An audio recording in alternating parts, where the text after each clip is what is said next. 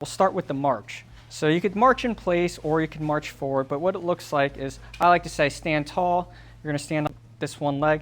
You're gonna try to really straighten yourself up as you come up, and then when you drop the leg, soft landing, and then other leg, hold for like 2 to 3 seconds.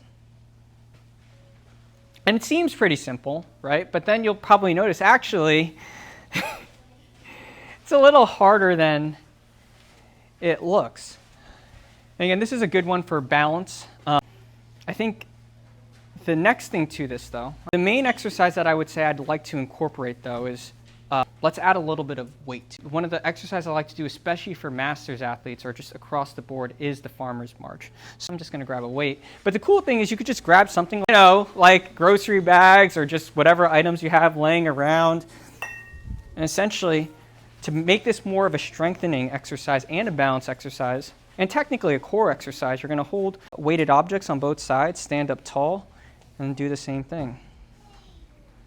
Because now, when you do it like this, that actually starts to work that gluteal muscle. Actually, there's some research on it that shows that there's a little bit more activation in the muscle when you do something like this compared to something like a banded clamshell when you're lying on your side. The exercises I'm choosing, I try to make them very obviously effective, but I also want to make them pretty simple to incorporate.